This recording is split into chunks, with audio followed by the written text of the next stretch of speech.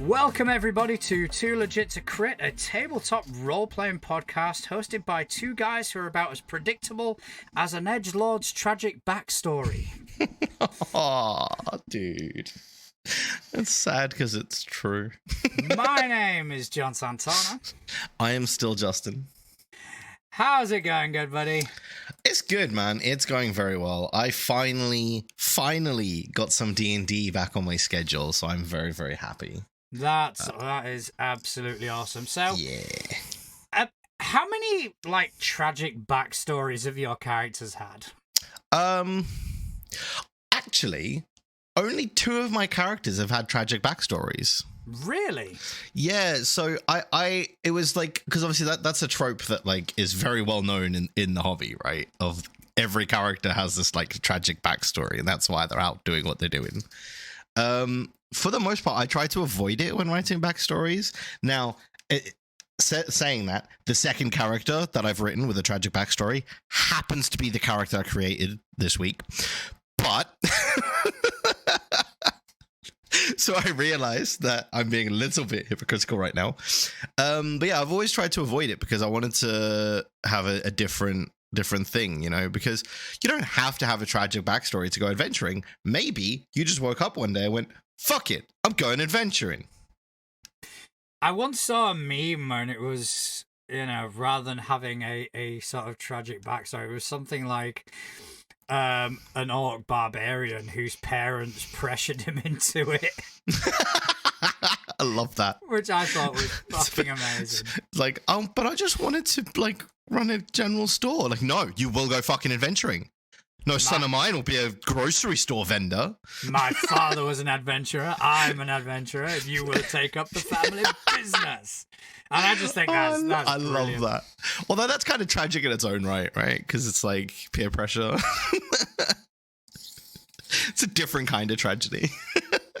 I mean, my first character was as tragic as they come.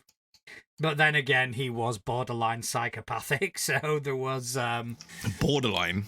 There was essentially some trauma that he might have been sorry. Borderline? No, he was truly psychopathic. He was funny as fuck. Dude, he was so bad even actual psychopaths be like, oh. At one point, Scott just gave up saying no. Oh, see, that's how psychopathic he was. You broke somebody in real life. But it was good. It was fun. But that was a tragic backstory, and I'm trying to remember. Then obviously, I brought his sister into the campaign, so they shared a tragic. They shared a tragic backstory. Yeah. But then I don't believe there is, because most of what I've been playing other than that has always been kind of Pathfinder Society sort of thing, and I don't really put that much emphasis into them. Yeah. So, I don't know, one of my latest characters, he's a gunslinger bard. Oh, sorry, a bard gunslinger. The bard kind of take... bard slinger. And, yeah, basically... Slings bards. His name is John Bovey. Okay. So he was basically a washed-up sort of rock star. I remember you telling me about him before. Yeah, I remember. And I cringed as hard when you told me the first time. I thought it was amazing. Yeah. I think the only character up until this one I created last week, the only character I ever created with a tragic backstory was Quill, the rogue that sat in a tree. That was the only character I created with a tragic backstory. After that, my backstory generally went along the lines of they were at a tavern one day and someone said, I bet you can last 2 minutes adventuring, and they kind of went, hold my beer. It's been along those sort of lines, right? And that's kind of been my go-to, is that sort of doing it for the hell of it, or not one of those things where it's I need to get revenge on some douchebag that killed my uncle's cousin's auntie's brother's dog, sort of thing. I mean, I'm thinking of character concepts. There is one that I'm kind of keeping close to the chest. Mm-hmm. I think at some point I will kind of reveal him to you, but not just yet. But Is it when I run a game that you join and then make that character? Maybe. You'd be like, surprise! Basically, I've got a concept in mind for a character, and it is far too fucking good to use for an NPC. And I think it might be the greatest backstory I've ever come up with. Okay, interesting. So you will meet him at some point. At some point, interesting. I say meet them because I don't even know that much about the character. I just know their You just backstory. know this bit, yeah. You know how they got to where they are now, nothing else about them. No, I've got a class in mind. Okay. But other than that's about it. So fair enough. yeah.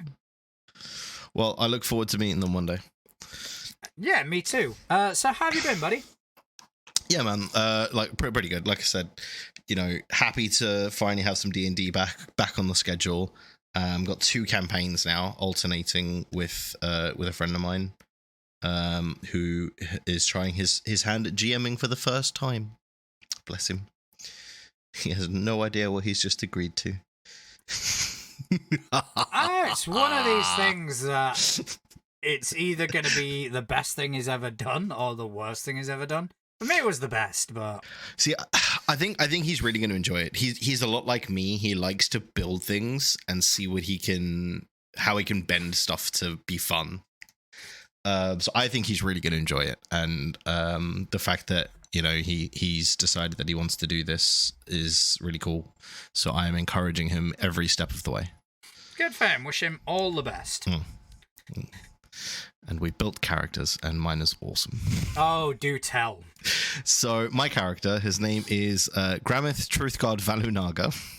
Nice. He is a Goliath Paladin, because I realized when trying to decide what I wanted to play for this campaign, I have never even built a Paladin, let alone played one.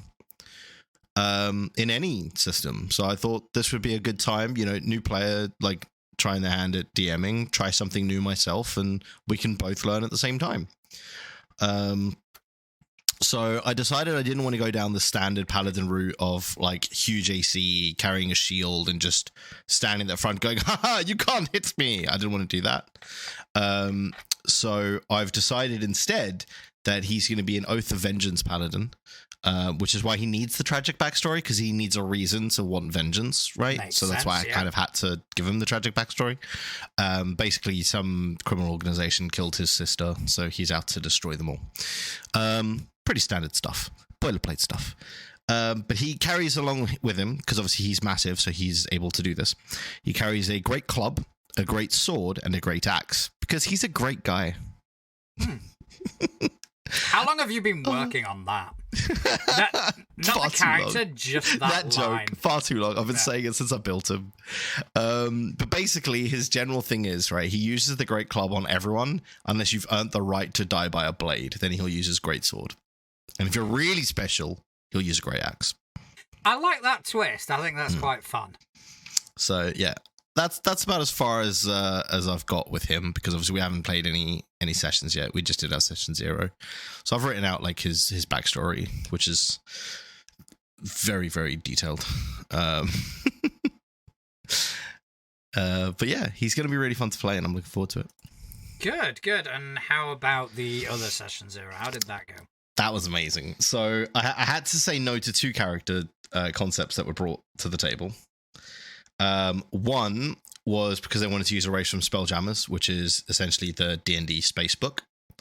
And I was like, no, because that's Space Race, so no. Because it wouldn't have fit in the world that I'm having them play in. That was the only reason. The other one was an Amnesiac Changeling Bard, and I could see where that was going, so I said no. Because the other players in the group are very new, and I didn't want them to have that kind of fuckery around. But yeah, that was what I had to say no to. Other than that, it was very good. So the characters that I've got, we've got a character called Gunny, who is a tiefling artificer, who will be awesome for the cannons and stuff on the boat, because obviously it's going to be a piratey adventure. We've got a Tempest Cleric, half-elf Tempest Cleric, which would be cool because they get spells like fog and a lot of like weather spells and abilities, which again would be pretty cool. Sailing the seven seas. We've also got, and this is one of my favorites. We've got a Tabaxi druid who is afraid of water, canonically. Right. Because to put it into perspective, and I love that he did this. None of these characters are willingly aboard this ship to begin press with. ganged, essentially. Actually, the main concept is they've been kidnapped to be sold as slaves, and then they're going to mutiny and take the ship. Is the plan. Whether that happens or not, we'll see. But that's the plan. They know that, so they went into it building characters not specifically for the boat, just for whatever their own backstory was, and then it's up to me to twist it and make it work. And I love that he's made this cat that's afraid of water, because Tabaxi are catfolk, right? Yeah. So yeah, this and he's the fact that he's a druid as well, which means he can actually, like, later on he'll be able to wild shape into like aquatic animals, but he doesn't because he's afraid of water. I love that. It's just such a great bit of flavor. And then the other one, and this is my other favorite, is a turtle bard. So turtles obviously are the 5e version of like the turtle people, right? Yeah. It's a bard named Manfan, who is based around the concept of the Bogan from Hitchhiker's Guide to the Galaxy. Okay. And the way he inspires people is by boring them into doing things better so that he shuts the fuck up. So basically, the canon version is he's such a shit bard, they want him to shut up so they do better. That could work. And just, again, it's just like, it's going to be so funny. So I'm looking forward to that. But yeah, so we kind of went over the main campaign concept, and things like that. Went through a few concepts that I use for my games.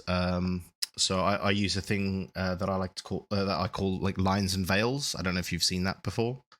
It rings a bell, but I don't think I've really invested. Essentially, it's something that I like to go over in a session zero. It's any topics that people absolutely do not want mentioned ever in a game. Essentially, a trigger warning type thing.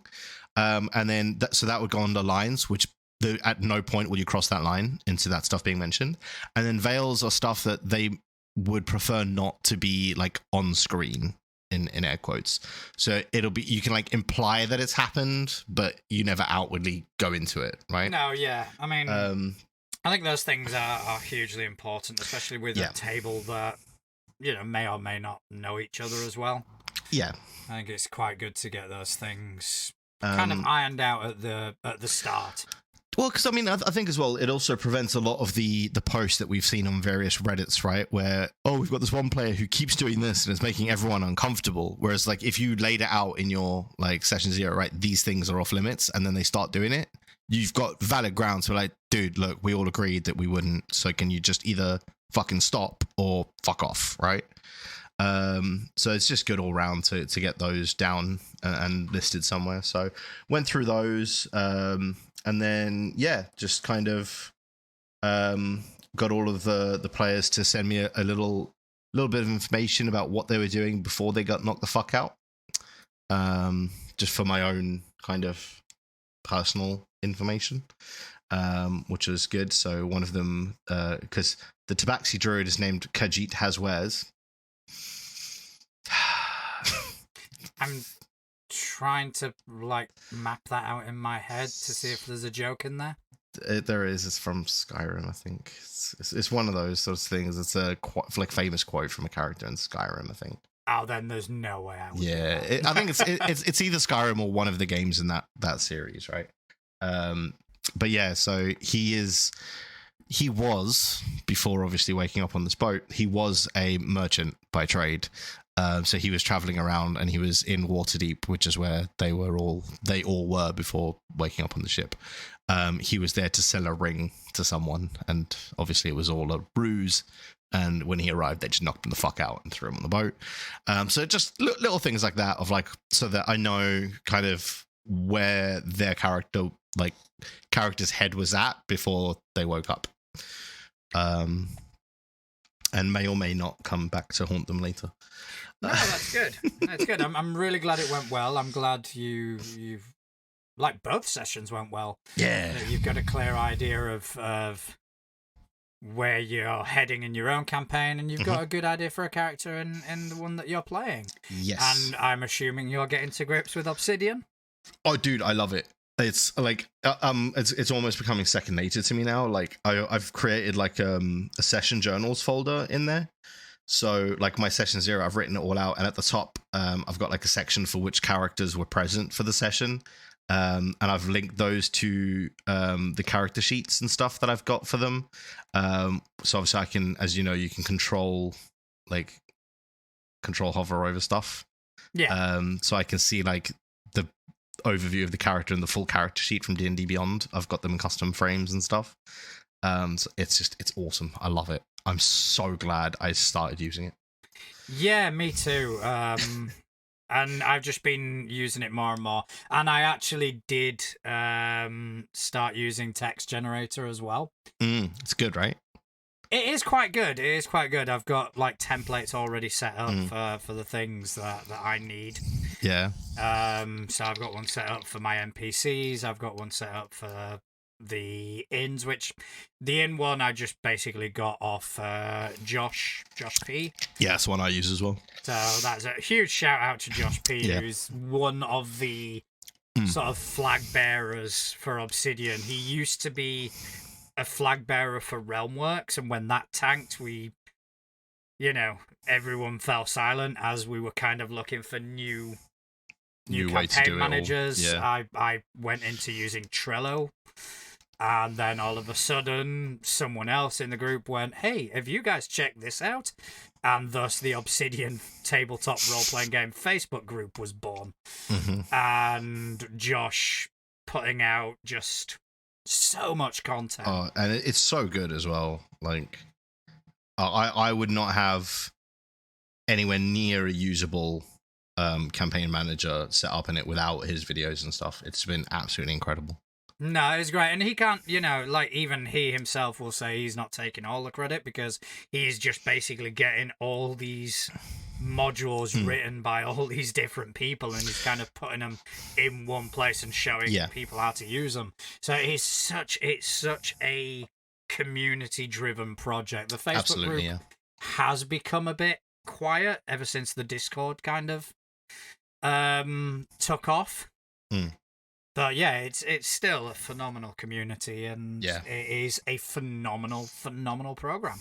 It is. It's really good. I'm enjoying it. So yeah, I mean, my Obsidian was getting filled out. Yes, because you were playing games yesterday, weren't you? I was. That was my homebrew campaign. We have now kind of crested the hill, in the sense that everything that's happening now going forward is the march to the end. They have traveled the world. They have found out valuable information. They've obtained valuable items. And now it's a case of they are returning to where it all began. And they're heading through the world, essentially. There's a lot of travel between the 2 points, which gives me enough time for some more sort of adventures and more things to throw at them. But they've got an objective in mind. It's like, this has to be stopped. And they are kind of heading towards where the adventure began, and that is going to be the place of the final confrontation. And I'll be wrapping up this campaign. I'm thinking 6 months, maybe. You see, that's the part that concerns me with mine, is very early on, the players are going to need to make a decision, which is obviously going to shape the way that the campaign goes. And I'm very worried about which decision they're going to make. Because I've planned for one, which means they're probably going to choose the other one. But I think our styles differ greatly.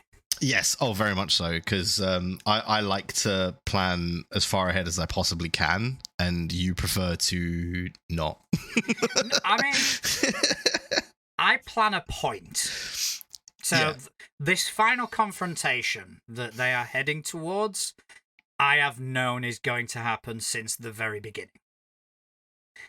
How they have got to where they are and how they will get there, that's the part that is dynamic. That's the part that's going to change. As long as I'm steering them in the right direction.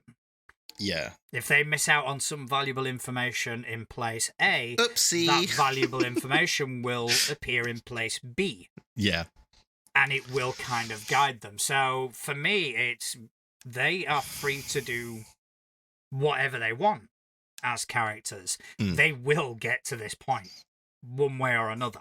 Yeah. So I think that's kind of where we differ. I'm not as meticulous. Yeah. Oh yeah, absolutely. I would agree with that. But yeah, so it is interesting. So this week most of my prep was map making and losing my absolute rag. I wanted to develop a village, sorry. Relatively small village, 10 to 12 buildings, but I wanted it to be 100% interactive.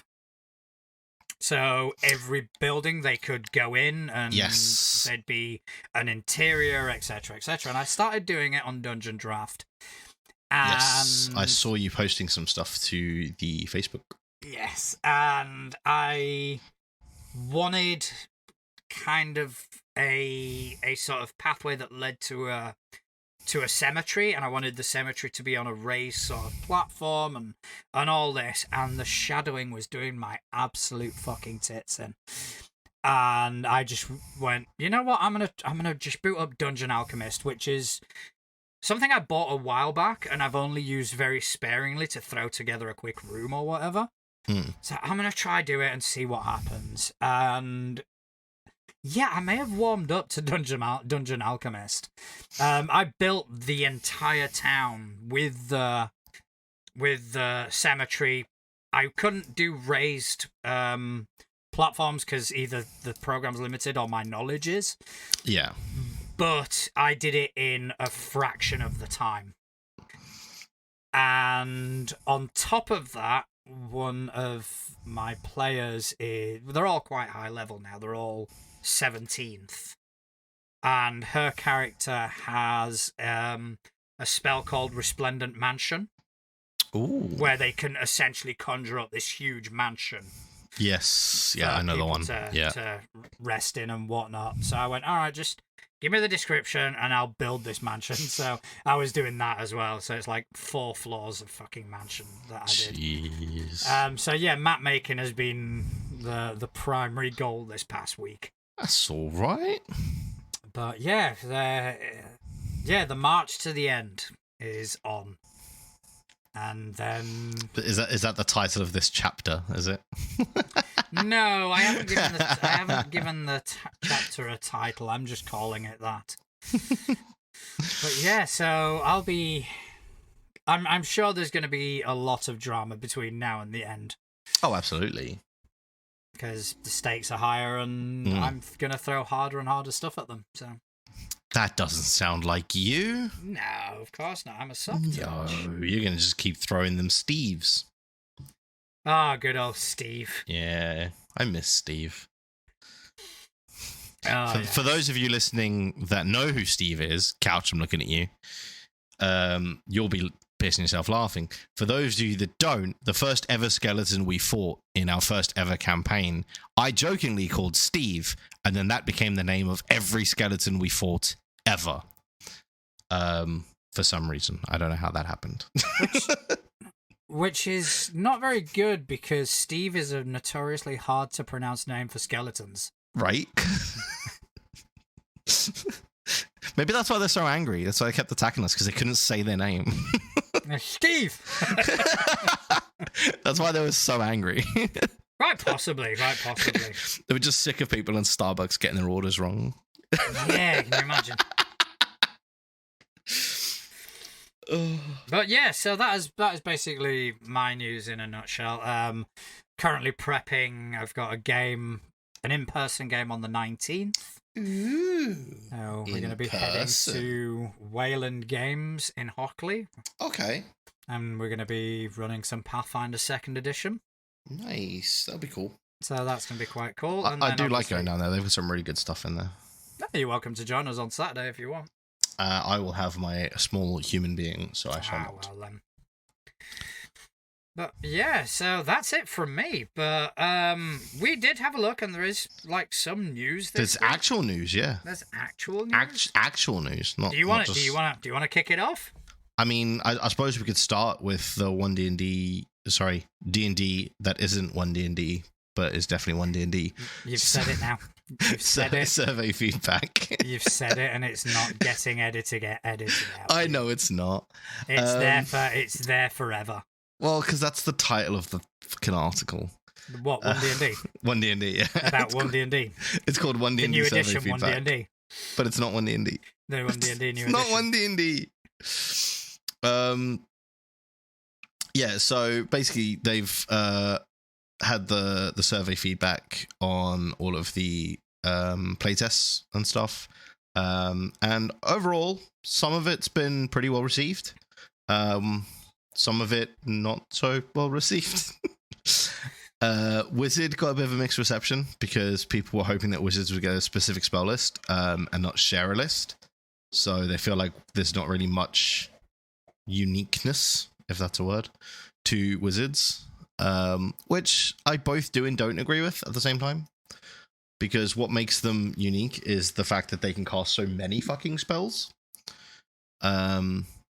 Because the variation they have on their spells is just insane, right? Because they've basically got everything, and they can swap out and all that sort of thing. That's what makes them so powerful. All the other classes either don't have as big a spell list or can't swap out spells once they've taken them unless they level up. So I don't know if they need their own spell list, because it's the flexibility that makes them powerful. Yeah, I don't see why they would need it. I mean, in Pathfinder 2nd Edition, they don't. You know, in Pathfinder 2nd Edition, there are essentially 4 spell lists. Yeah. You've got the Arcane, the Occult, the Divine, and the Primal. Yeah. And basically, the Wizard uses Arcane. Well, that's the same list that they would use in the new D&D rules, is an Arcane list. And basically, some people are getting a bit upset with that because they think that the Wizards should have their own spell list, and I don't think that they should. No, I think that's just stupid. It is, yeah. But it's just people being... I guarantee you the only people that are complaining about that are people who play Wizard exclusively and they just want their class to be bigger. That's all it is. The game isn't even out and you've already got power gamers. Yes. You've met gamers before, right? I'm just gonna sigh. But yeah, so we'll have to wait and see. Although speaking about D&D rule changes, this isn't news related, but it's something that I completely forgot existed, and I was literally saying that it would be a really cool way to do spells in D&D, and then I got reminded that it is actually an official rule that you can implement in your games, is spell points, so essentially like mana for casting spells rather than using spell slots. There is already rules for that in the books, and I just completely forgot they existed. I was very, very annoyed at myself for that. I mean, I'm surprised a lot more people aren't using that system. I personally think it's better.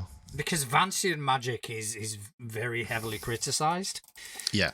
And, I've used systems that do kind of a variation on the sort of spell points and all that, and Rollmaster being the one that I know the most. Yeah. But Rollmaster's just batshit insane anyway.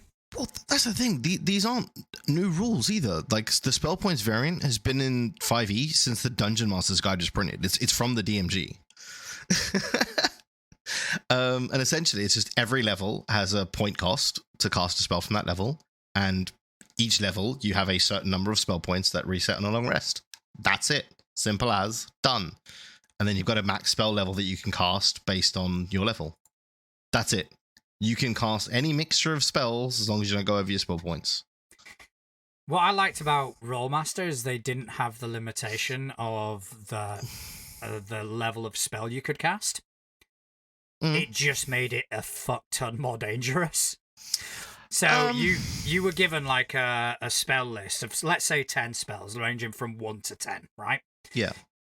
Lower level, level 1, your character can cast with relative ease level 1 spells. Yeah. And you can do it with a very minimum or non-existent cost. You do have access to these 10th level spells, which you can cast, but the roll to cast them is ridiculous. And the penalty for fucking them up is absolutely stupid. I mean, I put my spellcaster in a coma for 6 months. Well, I mean, like the ramp up though on the spell points is a bit insane though, right? So the amount of spell points you get at level 1 is 4, which is fine because that's 2 first level spells, right? Because first level spells cost 2 points. Then you get 6, then 14, 17, 27, 32, 38, 44. By the time you get to 20th level, you've got 133 spell points. So think about how many like fireballs you can cast with that, right? 3rd level spells, which is what fireball is 5-point cost. So 133 divided by 5 is 26.6. So you can cast 26 fireballs per long rest. Yeah, that just sounds fun. It does, and it just gives the casters more versatility. Yeah, because you're not going to sit there and go, oh shit, I really need to hang on to that spell level, so I'm not going to do that spell level, so I'll cast it up because I want to save a 2nd level spell slot for that particular spell that I can't upcast. Like, no, just fucking long that off. You've got enough spell points or mana or magical force inside of you to cast that much. Do it. However you mix and match it, do it. And it also, the narrative also is a lot easier to fit in as well. Absolutely. To say, oh, I don't have energy, as opposed to saying, oh, I'm out of 5th level spells. Oh, I don't have enough energy to cast my 1st level spell. Let me upcast it at a higher spell slot. What? I do get the use. It just makes more sense. So I'm going to start using that in my not new player games, because I think new players should learn the rules as they are base, because that's how 90% of tables are going to play them, right? So I think for new players, I'm going to teach them how it is base, but for my more advanced games, I'm going to use the spell point variant instead. I don't know if I agree with that. Well, it's more because I don't want them to learn spell points and then they go to another table where they don't use the spell point variant, and then they have to try and learn a whole new system that makes no sense to them. Then they'll learn a whole new system. Yeah, what if they go to a table that isn't D&D? Yeah. They're going to learn new stuff anyway. Regardless, yeah, that's true. Even if you were to run... Do I have any casters? Even if you were to run your game... I do. I'm gonna use it. As the book intended. Yeah. Even if they went this is as the book intended, because it's in the book. Even if they, but like the original. No, I know what you mean.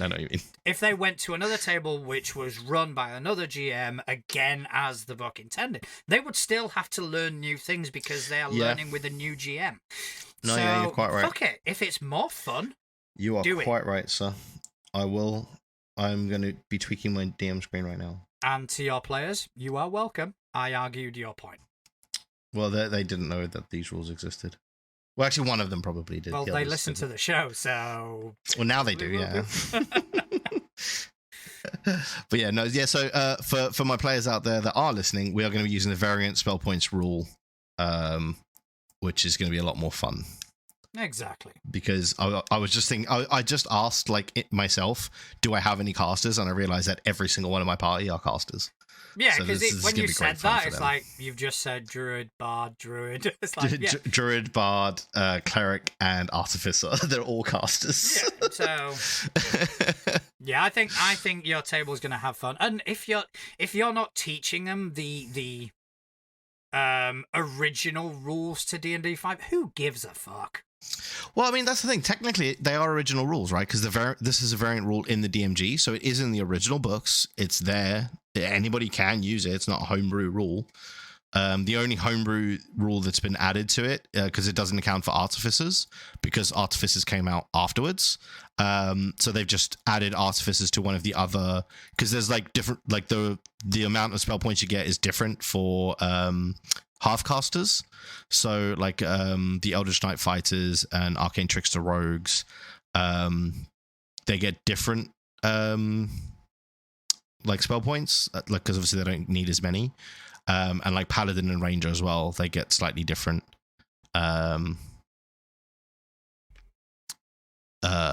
points. So it's just they've added an amendment for the Artificer for how to calculate their spell points, because obviously they didn't exist when the book came out.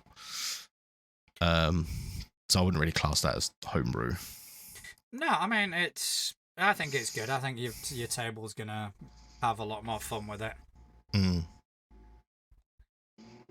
I like it. So yeah, that's what we're doing, guys. So all of my players out there, we're using the spell point variation for rules. So you're gonna have a fun new rule to learn. And if because of that rule one of your players dies, well, I will take full credit. Because I'm going to use that rule for the monsters as well. Yeah, I'm taking full credit. So my main big bad evil guy, he just got bigger and badder because he is a 20th level caster. So he currently has 133 spell points. Yeah, I'll be fine. A 90th level spell for those out there is 13 points. However, spells of 6th level and higher, you can only cast one of per day. Right, okay.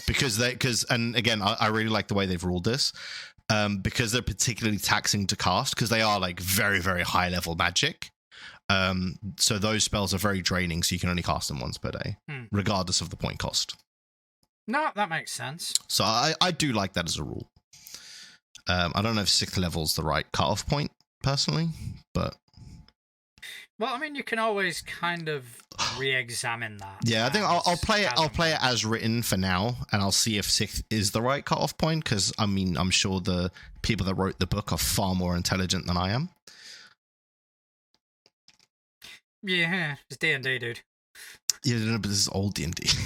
This is when the books first came out. It's not the current people.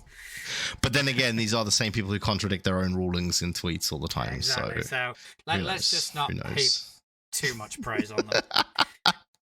But yeah, so we're going to be using spell points variant for spellcasting in my game now. So yeah, I agree with you on that one. Cool. It's going to be more fun, so we should absolutely do what's more fun. There we go. That's why we're here. Because that's why we play the game. So speaking of like Wizards of the Coast, yes. So apparently, some report was done. I don't really know too much about it, but according to this, sales in Hasbro's Wizards of the Coast and digital gaming segment were down 11% in Q2. Can't imagine why. There's a load of numbers, right? But apparently, and this is the bit that surprised me, is that Magic the Gathering was a big reason for the sales decline.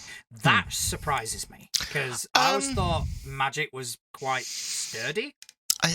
It is and it isn't, right? Because if a set comes out and the community as a whole don't like the set, you're fucked. Because there have been sets that have come out where it's just been not fun to play. So I haven't been keeping up on Magic because I quit. I kicked the habit a few years back, and I don't want to get back into it because it's a very expensive habit.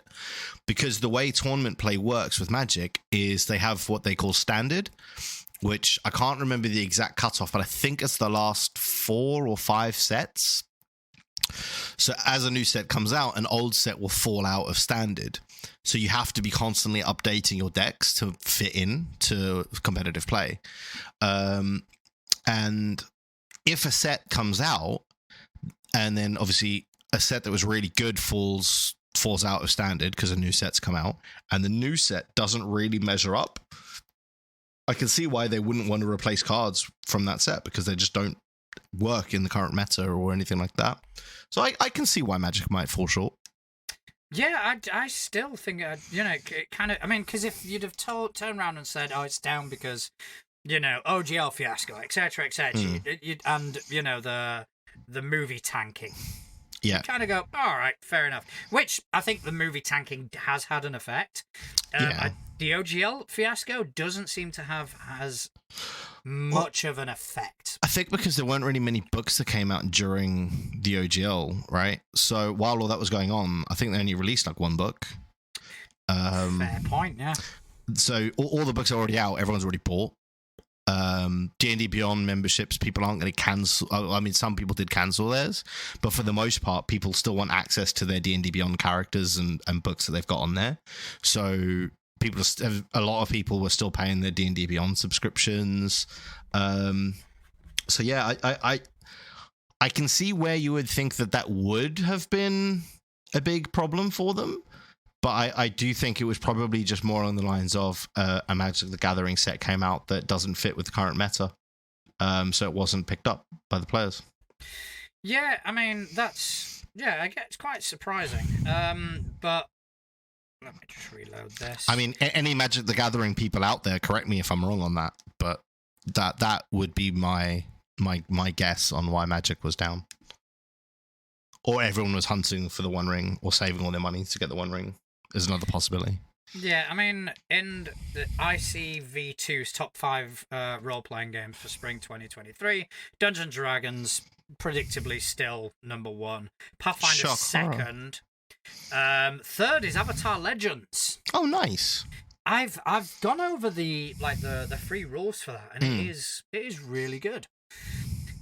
Vampire the Masquerade, that's always going to be a strong contender. And then the Dark Souls RPG apparently is 5th. Okay.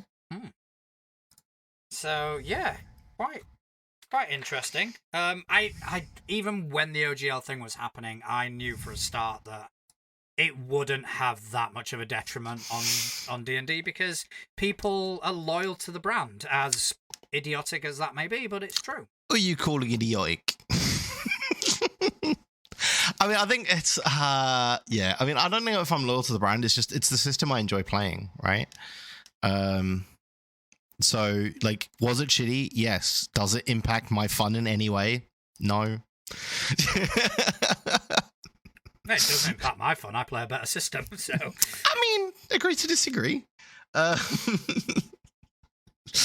I definitely think that Pathfinder 2e has some stuff that I wish 5e had, but at the same time, there is a lot of stuff that 5e has that I think Pathfinder would benefit from. I think this is a discussion that you and I are going to go into. Yeah, I think maybe we cut that one off there and we make that another episode. Yeah. I mean, I've never enjoyed 5e, and that's not just because Wizards of the Coast. That's just because tried it didn't really resonate with me. I enjoyed Pathfinder. I enjoyed the crunch that Pathfinder provided. 2e came out and it was just an improvement across the board. So that's kind of where I'm staying.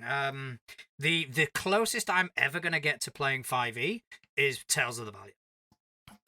That is the closest that's not true. I will ever get. No, it's not. Why is that? You are telling a lie. Are you forgetting what is sitting on our list right now? Both versions of the Lord of the Rings, one of which is a 5e campaign. So you will be playing 5e. Right, okay, let me rephrase that. The closest I'm ever going to get to playing a Wizards of the Coast product. There you go. There we go. I wanted to just clarify. No, I appreciate the clarification. So I'm just going to be more adamant. I will never play a Wizards of the Coast product. But speaking of Magic the Gathering, did you hear that there was a theft at Gen Con? I did. Yeah, someone stole a fuck ton of cards. Yeah, 300 grand's worth. Yeah, I don't know if it was all Magic though. I think it was just like it was a couple of pallets or something of trading cards. I don't know what game it was. Well, according to the IMPD News, the Indianapolis Metropolitan Police Department detectives had developed strong persons of interest regarding the theft of $300,000 worth of Magic the Gathering gaming cards. Oh, it was all Magic the Gathering. Yeah. Okay. Oh. Well, there you go. Maybe that's why they're down, because 300,000. 300,000 just went. And apparently walked out the fucking door. Apparently, the 300,000 was at cost as well. Jesus. So it wasn't retail. So that 300,000 close to $1 million. God, yeah, absolutely. It's going to be up there somewhere. Jesus. However, that being said, it didn't really put a damper on Gen Con, who apparently had one of their best years ever. Well, I mean, not hard to understand why, considering, you know, the boom that the hobby has seen in recent, you know, in the recent years, especially like, you know, coming out of COVID and all that. A lot of people got into it over the lockdown and stuff with, you know, online gaming and whatnot. So yeah, I can see a lot of this sort of thing starting to grow in the coming years. Oh God, yeah. I mean, it's where a lot of these companies kind of bring their A game. Oh, absolutely. I know Monty Cook had a good presence there, and, you know, these are just games that I particularly follow. I mean, it's essentially the E3 of tabletop gaming, right? Yeah, and it's, you know, I'd love to go. Oh, yeah, absolutely. Maybe we do a special recording from there one year. When we start a Patreon. Yeah. That's it. We'll start a Patreon. Start a Patreon. You guys all donate lots of money for us to go to Gen Con and tell you how amazing Gen Con is. You know, I think that's a fantastic idea. Okay, I'll tell you what. I'll make a target goal. 100,000 a month. I will play 5e. Better idea. We actually start making the merch that we keep talking about, selling that, and then use the money from the merch to go to Gen Con. That would be a better way of doing it, because then at least people are getting something for their money. Yeah, rather than just giving us money. Yeah, but people pay for Patreons nowadays. They pay for quality content. So then they're not going to pay us. Who knows? Let's see. It's early days yet. But speaking of Gen Con, there was an announcement from Paizo, which was quite interesting, which may actually change the whole law. Is this the one that was on our list of content for today that I said, wait, what? Yeah, that was. Right. The only reason I didn't mention it last week is because I didn't have too much info. Now I still, don't get me wrong, I've still got fuck all info. But you've got more info. There has been a little hint. Ah, interesting. So amongst the things that were kind of announced for Pathfinder at Gen Con, one of them was there are 2 new classes coming out, never seen before in Pathfinder, so that's going to be interesting. But there is also a new AP coming out, which will directly deal with the death of a major deity. Ah. Now, that's kind of where they left it. However, well, that's frustrating. It is frustrating. However, a group of intrepid young reporters, known as the Gallant Goblin, they've got a YouTube channel. That's amazing. Quite successful. I've never actually came across them before, but apparently they have exclusive breaking news from Gen Con about which Pathfinder god dies. Okay. So they had an interview with Luis Losa, who's one of the writers of a lot of the shit that's coming out for Pathfinder. Yeah. And he didn't exactly reveal, but he did tease, so to speak. Oh, okay. So what he teased was, he told the story of Caden Kaelin, who is the god of revelry and ale. Hey. Now, the story of Caden is that he was a mortal man who one night in Absalom, he went on this monumental bender and ended up doing what is known as the test of the Starstone, which upon completion you emerge as a god. Right. So one night, blind drunk. So the ultimate hold my beer moment. Yup. One night, blind drunk, he went and somehow passed the test of the Starstone.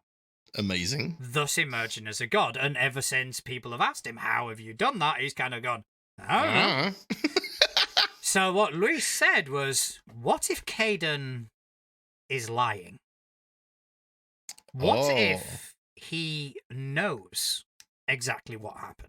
What if he is indeed a fake god? And could it be that the Starstone itself wants to reclaim that power? So he didn't directly say that it would be Caden that would be dying, but it's definitely got something to do with it. Yeah. And I am so fucking ready to find it out. Interesting. So, Okay. Yeah, that is. Yeah, I don't know. I'm waiting for this AP to come out, and I will be buying it immediately. I wouldn't mind playing that because that sounds quite fun. Yes, when it comes out, we shall organize. We shall definitely organize. It will make the list. It will make the list. Amongst the many other things on the list. True, but I have now repurposed my Discord server into Too Legit to Crit because I do intend to start getting through some of the list, albeit online. Yeah, no, that sounds good. Well, so what it sounds like you're saying is possibly doing some actual play of stuff. Wow. Right. That's good, right? Yes, Justin, that is exactly what I'm saying. I'm saying we could do some actual plays. Oh, that's amazing, because do you know who else is going to be doing some actual play? Who is that? Dimension 20. They're going to be resuming their production of their actual plays. Those crazy little scamps. Oh my god, that was probably one of the most forced segues we've ever done. I loved every fucking second of it. Oh, but I mean, let's be honest though, right? Dimension 20, Brennan in general, I fucking love that man. Yeah, I have to agree. I think he is very fucking good. I don't watch Dimension 20. I don't kind of consume that media. Me neither. But I have seen clips of him. I just love him, dude. He's so good. Like doing stuff with the Adventure Zone, and I think he's so quick-witted. Absolutely, yeah. You know, and when you get him and Ross Bryant together, it's a fucking masterclass. Well, I think like what I love from him, and I can only dream of doing it as well as him, is the way he's able to add tension to any fucking thing he wants somehow. Like with zero effort, he can just be like, oh, okay, this needs to be a tense moment. I'm going to do this, and now everyone's feeling tense about it. And it's like, how do you? How? Yeah, his delivery is exceptional. So good, man. I love him. Oh, but we'll get him as a guest one day. Oh yeah, yeah, definitely. I'm sure. Yeah, that'll. Yeah, we'll get Matt Mercer while we're at it. Yeah. Nah, I'm not interested. We'll get. Dude, no, Matt Mercer's cool. Don't even. Nah, man. I like Matt Mercer. I've got better things to do with my time. But anyway, so Dimension 20. So, talk to me about Dimension 20. Well, they are, as I said, they're going to be resuming their actual play recordings. Right. So, because obviously with everything that's going on with the SAG-AFTRA strikes and all that, I think the actual plays were in question. I know the Glass Cannon were kind of looking into whether they could proceed, but I do believe only 2 of them are members of SAG. Yeah, I think it all comes down to contracts as well, right? Because if their contracts are still kind of valid with what the strike is after, then they'll allow it to continue, right? Because it's already meeting criteria or whatnot, right? I'm not sure on that, but I'm not a lawyer. But that's my understanding, at least. But also, having like shows like Dimension 20, Glass Cannon, Critical Role, etc., Yep. etc., being able to continue, Yes. it definitely strengthens the strike action. Because you've got these big companies that are kind of going, all right. Well, we can keep doing stuff. These small companies are still able to make money while we can't. Yeah. So it is added further pressure. So yeah, I'm all for that, man. Yeah. And especially considering especially like Critical Role, I know we like to shit on it a little bit here, but obviously all of the people in Critical Role are professional voice actors, right? So they are all going to be affected by these strikes to a degree, because voice acting is one of the big areas, especially in like video games and a lot of the content that we consume. So like things like anime dubs, just any kind of animation, all of that stuff is all, the amount of work that actually goes into those is unreal. Like you don't realize just how many people are involved in some of the shit that you watch on TV. It's insane. Now, if only they had a list at the end of every program. I know, right? It was, if only they didn't have if only they had one of those that people didn't just sit through to see if there was another scene afterwards. Like, if only. It gets people watching credits. What can I fucking say? Not a single person watches those credits. We all sit there on our phones, and you know it. I had a lecturer who fucking made it because it was an audio-visual class. Yeah. And every time we watched a movie, it's like, we're going to sit through these fucking credits. It's like, why? It's like, thank you, for fuck's sake. You ingrateful little bastards. See, now, as part of my job, right, I'm creating training content for things.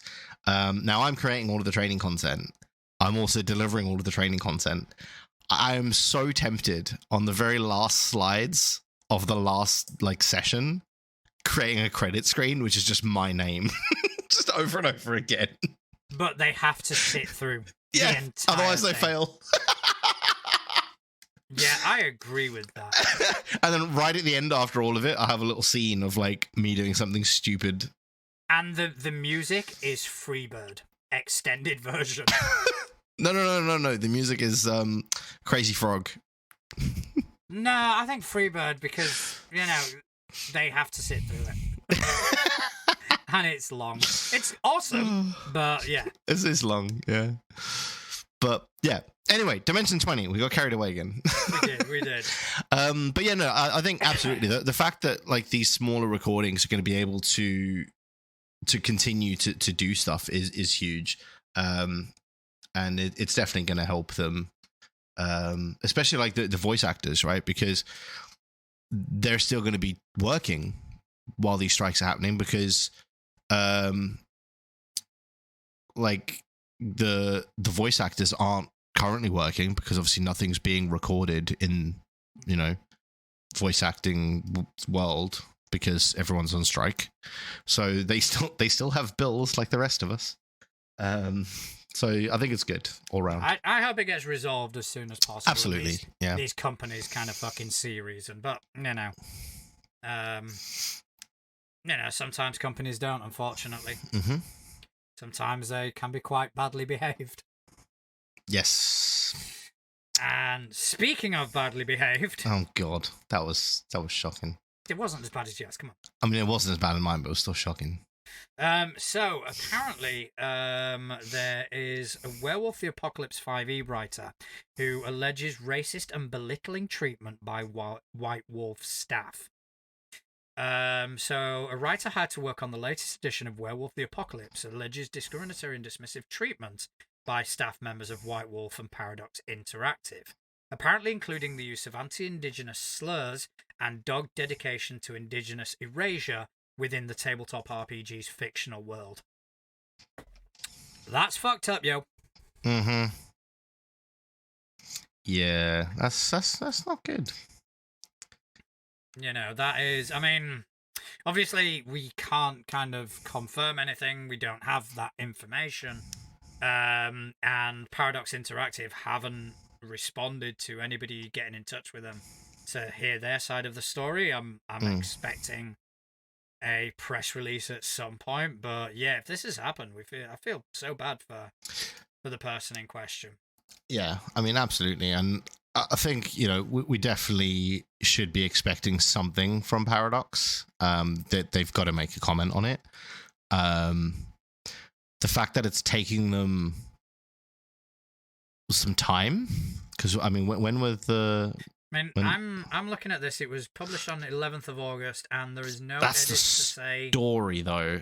Yeah, that's what I mean, the story. I think the actual post July was the in 22nd. July. Yeah, that's a while, dude. That doesn't... Yeah. Taking that long to have any kind of response is too long. Yeah, I am kind of looking to see if they have actually responded ever since I saw this. But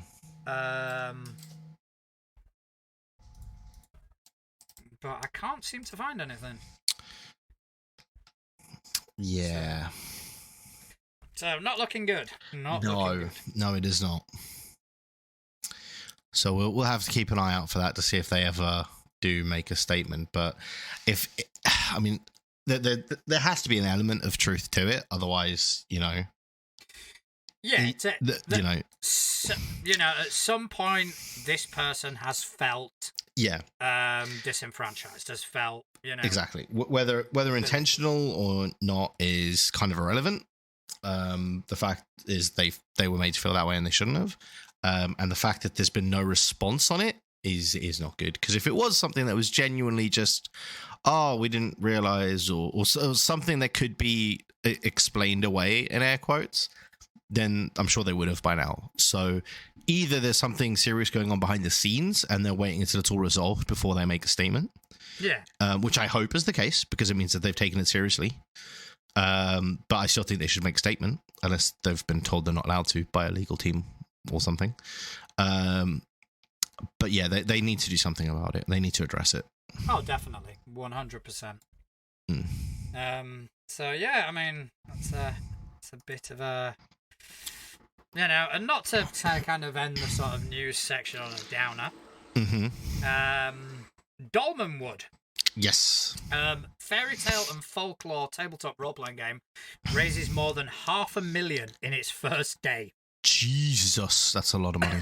That is a lot of scratch, isn't it? Fuck. Yeah, I would love that. We could go to Gen Con. We could go to Gen Con, yeah. Like twice. Just twice. And, come back with 300 grand's worth of Magic the Gathering cards.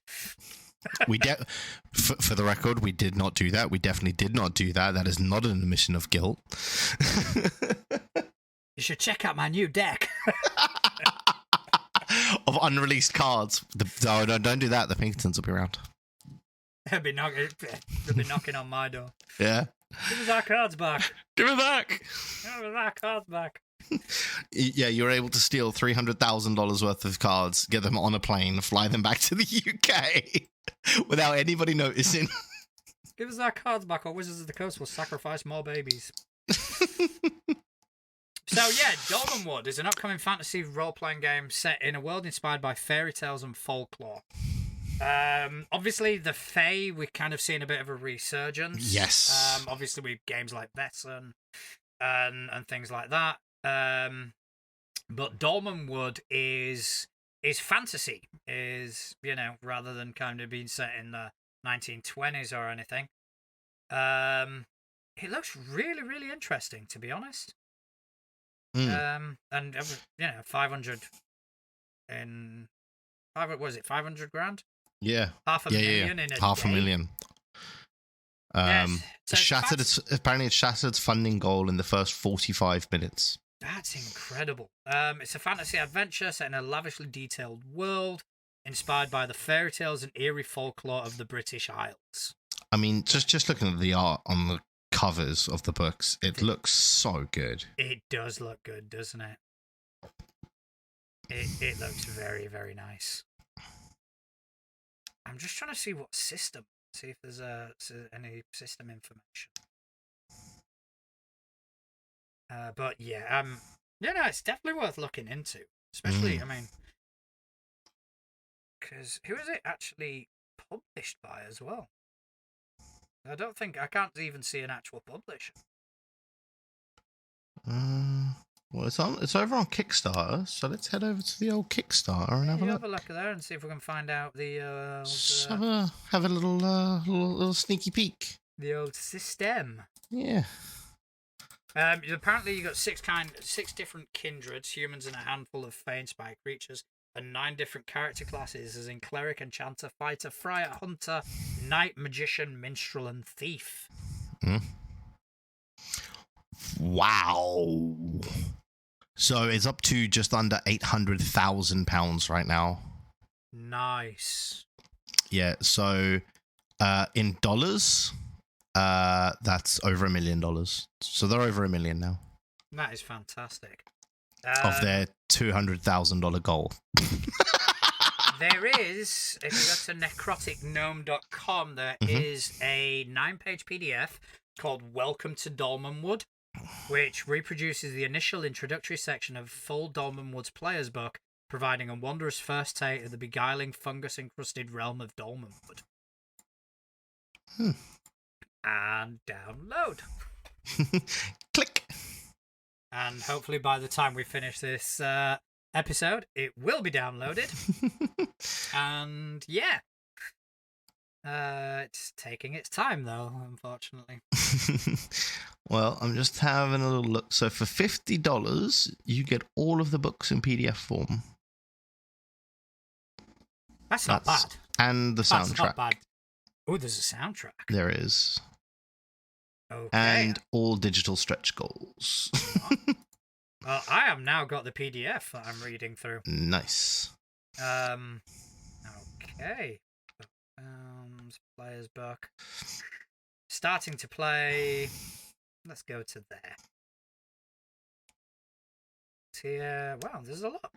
For 9 pages, there's a lot of information in here, to be honest. Dude, the Ultimate Loot Pledge tier has some really awesome stuff in it. Yeah? Like, it's a lot of money, but it's actually one of those where it's a lot of money and you look at it and you go, it's worth it. So,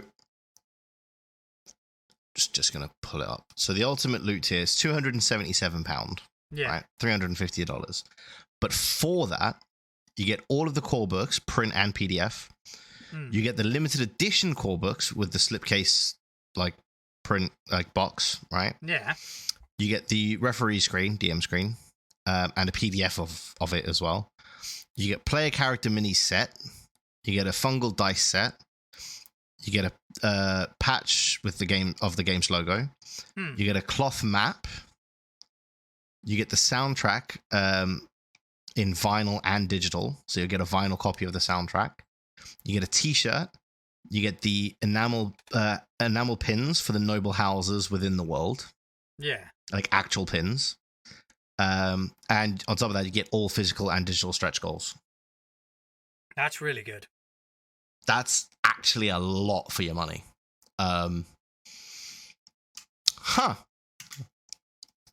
Tempting, not gonna lie. Ah, I've got there's a 76-page preview as well. Boom.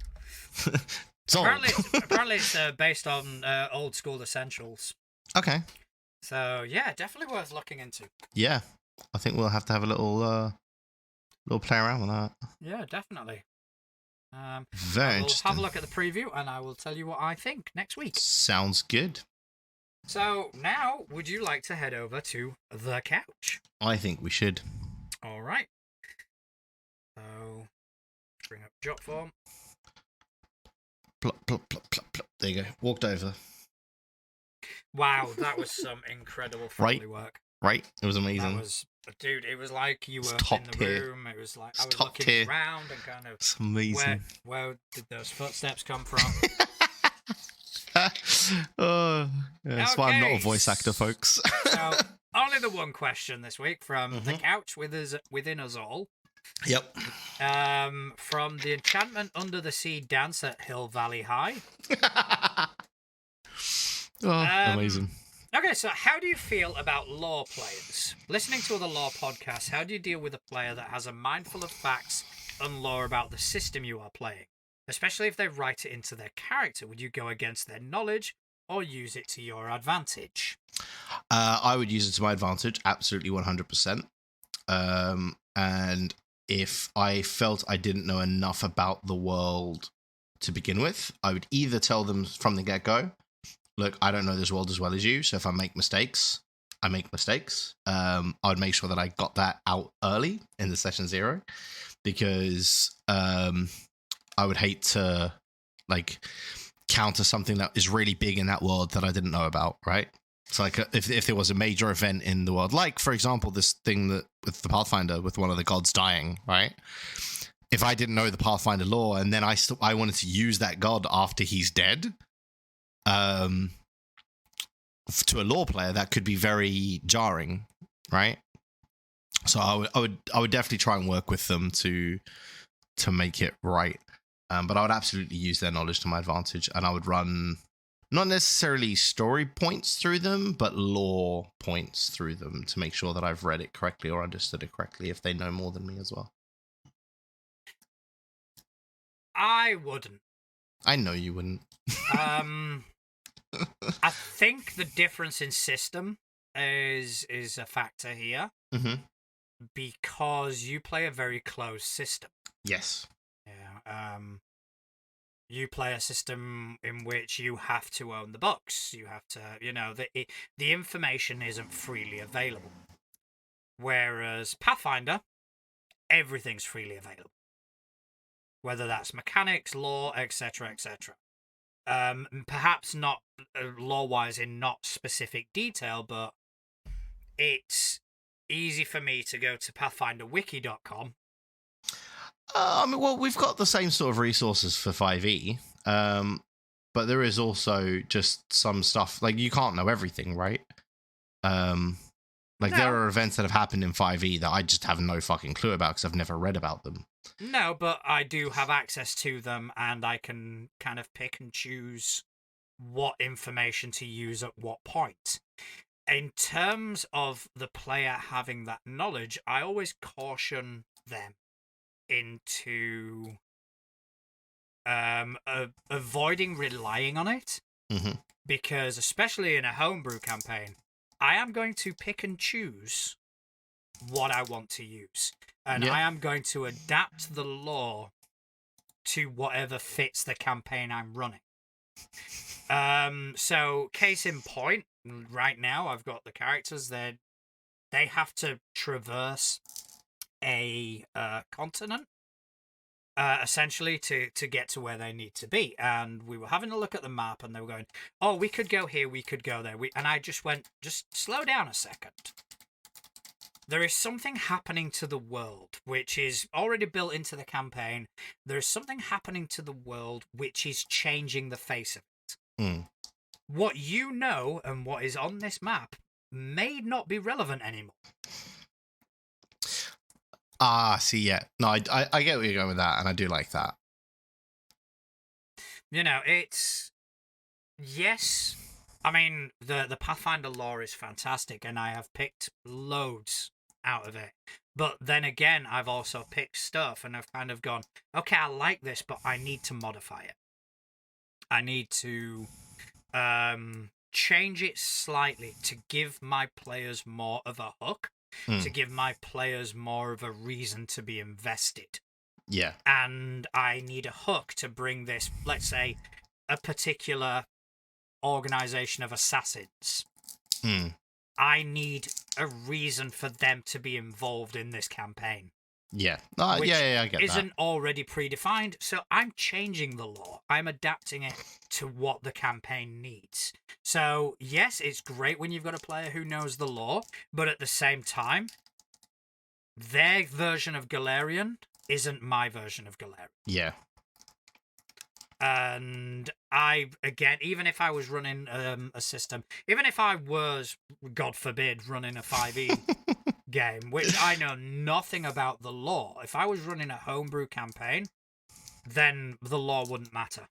Well, yeah, no, absolutely. I think in a homebrew campaign, the lore doesn't matter at all. I mean, my campaign, for example, we're running in that world during a certain time period of that world, but we're not using any of the maps of that world because the whole point of my campaign is we're going off the map. We're traversing in unmapped parts of of the world. And I did that on purpose because I did, for the same reason actually that you kind of said. I have got a player in my game who does know the 5e world very, very well. And to kind of not eliminate that knowledge, but put everybody in a level playing field with where they're traveling to and stuff like that. Just take them out of that world, essentially. So yeah, I get what you're coming with that. Yeah. Yeah. So it's always good to have someone who knows the lore. But at the same time, it can change. Yeah, you are the GM at the end of the day. You are the facilitator of the narrative, and as such, you can change and modify and twist and create and destroy at your will. Yes. And that is something that players need to realize. So if someone is put out because I'm not running the Red Mantis Assassins the way that the canon indicates, then I'm sorry, but you're not going to be very comfortable at my table. Yeah. It's, that's just it at the end of it. Yeah, no, yeah, that makes sense. But yeah, we do have another question from Couch. Well, before we get into another question from Couch. Ooh, segue. Yeah, I just had some breaking news. Breaking news. I literally just got a message from the man, the myth, the legend himself. Ooh. Because obviously we've been calling him out a lot on Fabula Ultima. Because obviously we spoke to him about it when he was on the show. And then the following week, there was like some news articles about it, so we spoke about it then as well. I mean, it won a fucking Emmy. It did. And he bought it. Oh, it is so fucking on. He's bought it. He sent me he sent me a picture of the cover. So like literally with the message just calling me out, ... So I asked him, did you buy it? He's like, yep, got the PDFs, so the physical copies doesn't come out here until October. So he has bought the PDFs, which means he is going to run it for us. We need to start setting dates. I will book a day off work. So yeah, so that is happening. That's a thing. All right, it's time to get the band back together. Yes. Let's put up the bat signal. Let's get Chris. Give Scott a call and just kind of go, right, Couch is running. Let's make his life hell. But yeah, I'm very excited for that. So wonderful. So speaking of Couch, yeah. Although technically this question isn't from Couch. This question is name redacted to open bracket 0U open bracket pipe -pipe. I wonder what that code could possibly mean. No idea. An escaped prisoner located, tracking down, capture, or eliminate if resistance is met. And his question is, what's your best approach for monitoring players' gear and loot? This can be in any system, as we all know loot can become overbearing at points, and trying to keep up with a multitude of characters' equipment can become silly. Any ideas? I think we're both going to have the same idea, Obsidian. Well, my answer would have been, I don't. Well, I mean, mine's very easy to, because obviously D&D Beyond character sheets track all of your equipment. And I've got the character sheets embedded in my Obsidian. So that's how I do it. So I can literally see their character sheets at any time. Because it's a live, it updates live in front of me. So they can update it on their side and I can see it on mine. Well, I mean, it's kind of the same with Foundry because the character sheets are on there. All their loot is there. Plus, they've got another, a loot character sheet as well. So, technically, I could. I don't. I tend not to as well. But if I wanted to, that's how I would do it. Yeah, I mean, you could be quite meticulous, but it's far too much work involved. I mean, with my current campaign... I will be keeping track of things like their ammo and stuff for the ship and for themselves, purely because of the type of campaign it is, where they're off, out at sea and stuff. I want to make it so they can't just go out at sea for 12 months and never dock, right? They need to dock and resupply. So I will be keeping track of it for that. But outside of that, I don't really, because the only reason I'm going for this one is because it's kind of a core mechanic for the actual game itself, right? Outside of that, I don't really feel a need to ever. So no, I mean, we do kind of nominate 1 or 2 players who act as the sort of loot managers, if it were, and they're the ones who kind of track what we've got, what they've got, what can be sold, what can't be sold, how much they get, etc. So I kind of delegate that to the players. Obviously it's something that as and when I want, I can always check in and make sure all the numbers align.